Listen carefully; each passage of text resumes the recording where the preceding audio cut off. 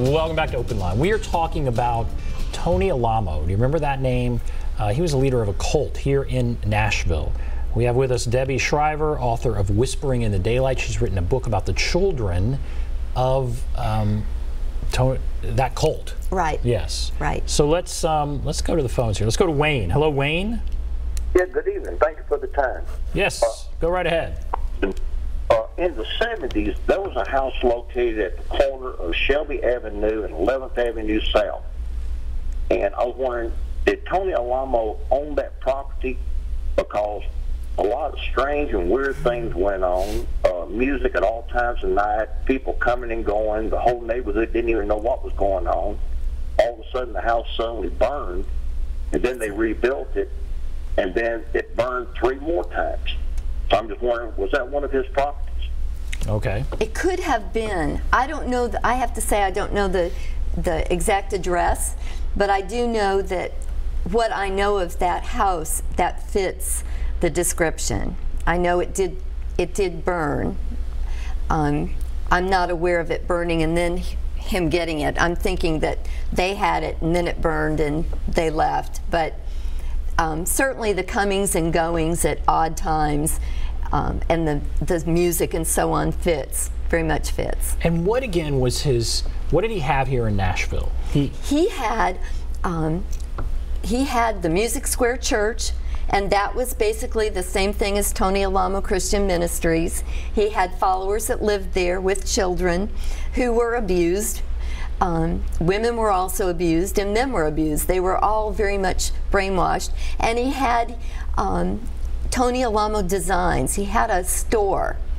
And in fact, there was y'all that buy the book will see this, there's a billboard coming into Nashville that has Tony and Susan in a picture, and it says, Tony and Susan Alamo welcome you to Nashville, Alamo Designs. Oh, and wow. He had his followers make blue jean jackets that were kind of bedazzled, and he had them made for the stars, and has lots of pictures of anyone that you would remember, as well as current folks who are still around, like Dolly Parton, modeling the jacket that he made for them with him next to them. Now how did he pull that off? He just had connections, and he was viewed as just a quirky guy. No one really knew that he was doing this on the inside. And I'm sure none of those stars, I just want to go on record, none of those stars knew what was really going on behind closed doors when they modeled with him. So you've written this book, you talked to the children. How long did it take you to write the book? It took me 4 years. I really had to learn a lot about cults, and I had to earn the trust of the children and learn a lot about Tony Alamo. And the last one who interviewed him before he died, and he was... You interviewed him? I did. Wow. Yeah. Okay. And that would have been in prison? Yeah. And what did you... Well, that's fascinating. How did that go? He was...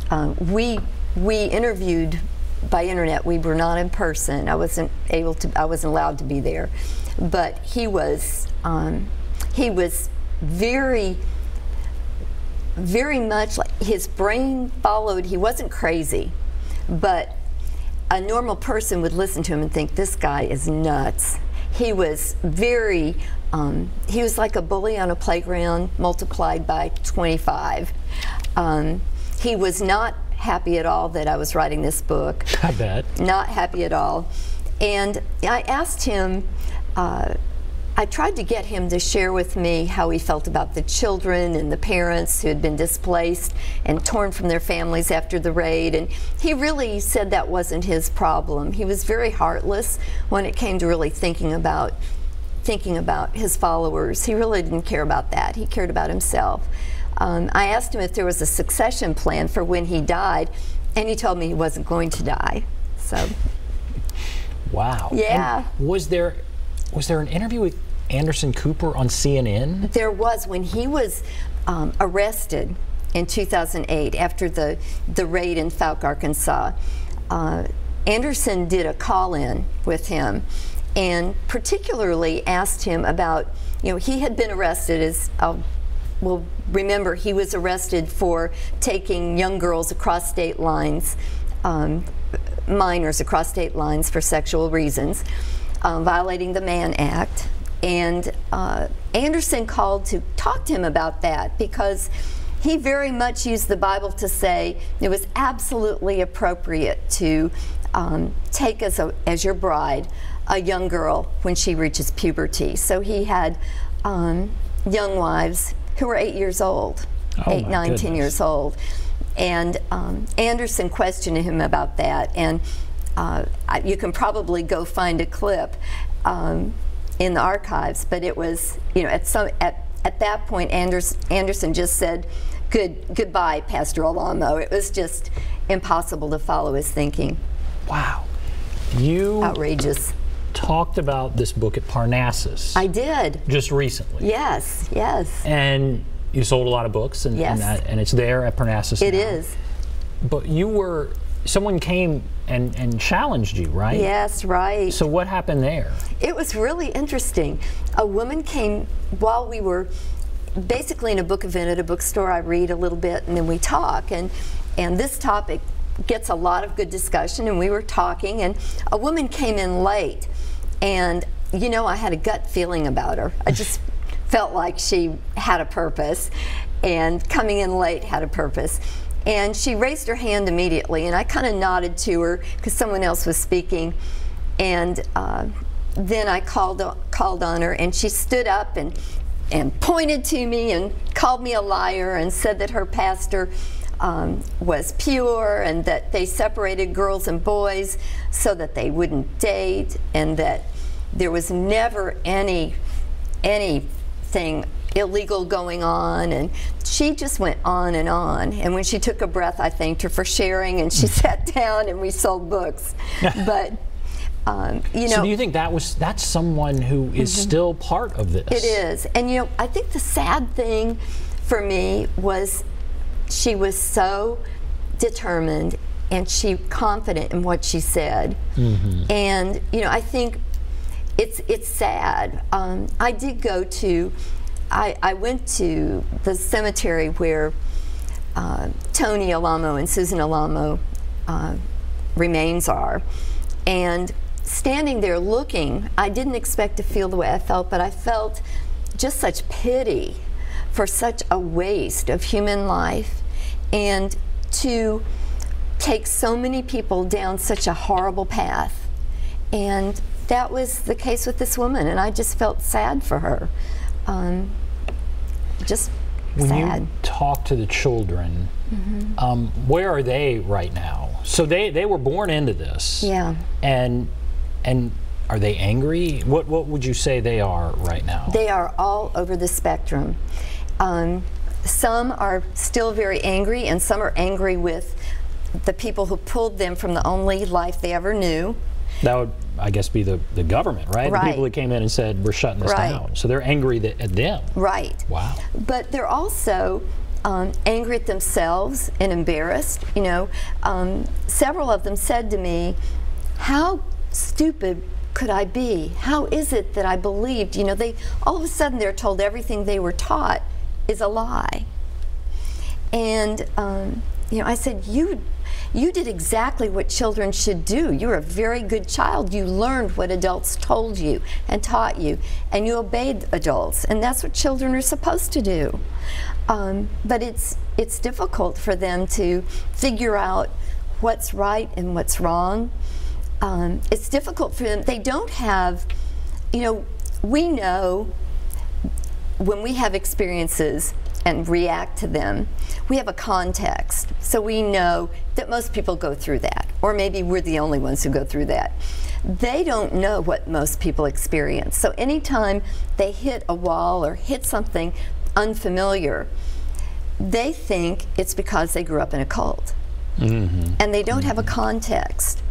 The children that I write about in the book, there are 6 that are really focused on. They're doing really well, and it's because they had parents who adopted them who really worked hard to give them a nurturing place and a safe place. But they still have anger toward their parents in the cult who are still there, who never. That are still there? Yeah. Wow. And they didn't come after him. They didn't come, you know, so they were rejected again. Oh. Yeah. So the parents let the children go, and they haven't come after them. They stay in the cult. Yeah, the parents had a choice. When DCS comes in and takes children from a family, whether it's, you know, for whatever reason, it could be they're in a cult, or it could be that it's an unsafe home at that time, they're placed in foster care, and there's a permanency plan, so parents can do, you know, whatever steps are required to make their home safe for their children. So the court said, if you leave the Alamo church, you can have your children back. Wow. And they refused to do that. They selected Tony over their children. Good and they grief. believed that was the right thing. I mean, it's important, I think, not to condemn the parents too much. I think it's easy. For a long time, I thought, I'm a mother. How could I possibly allow these things to happen to my children? To be beaten, to be taken by Tony, to work, you know, adult jobs all day long, all night long. You know, how could I possibly allow that? But these adults are brainwashed to the point that they believe that's the only way to salvation. Good grief. Yeah. All right, let's go to Paul. Hello, Paul. Yes, sir. Go right ahead. What's on your mind? I lived in Nashville for a while back in the late 70s, and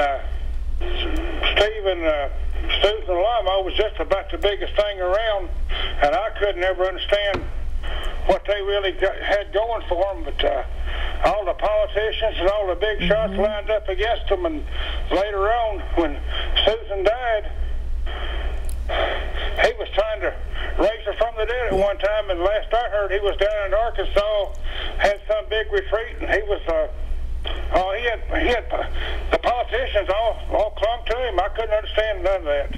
He was a certified crook. So he came here, and thank you, Paul. The politicians embraced him. He was embraced by. You know, Tony would gain a seat of power, and he had a lot of money. He had a lot of money. Money that came to his followers had to go right to him. Money his followers made went right to him, and all the products that his followers produced to generate revenue went to him. And in return, he gave them a place to live, he gave them food, and promised them salvation. And I don't mean to simplify it, because it's a complicated process to become a part of a community like that and believe it. And it sounds ridiculous to us, but Tony had so much money, and he was smooth. He doesn't, it's hard for us to look at him and take him seriously, but he was smooth, and he would really kind of, you know, boost himself up and give people what they wanted. Interesting story, in Alma, Arkansas, he opened a restaurant, and this was kind of his MO. He would have a restaurant. People would come to the restaurant, and then they'd have a service, and they would join the church. And when he opened the restaurant in Alma, that restaurant became very, very well known for its fried chicken.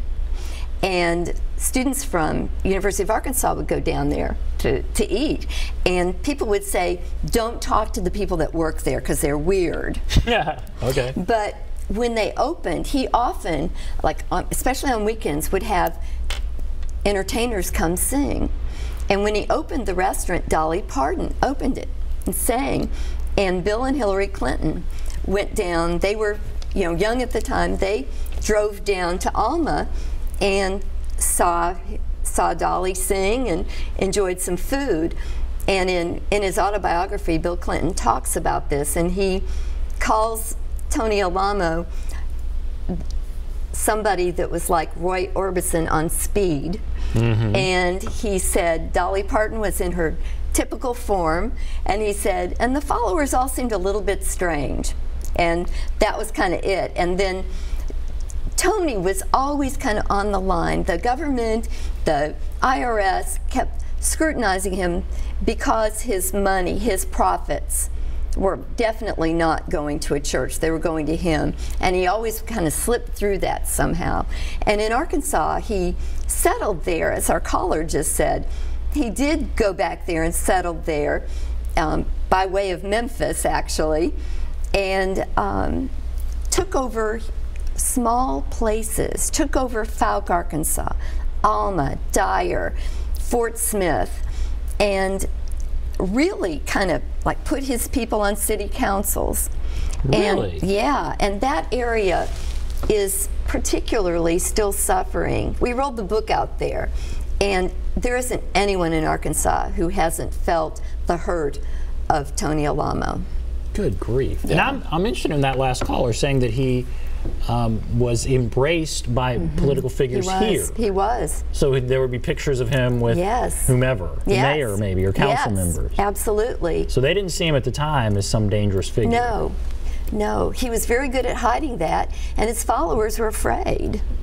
All right, we're going to take a break. If you're on the line, Hannah and others maybe, I think there are others, hold on the line. And if you want to call in, there's the number, 615-737-PLUS, 615-737-7587. Take a break. Be back right after this.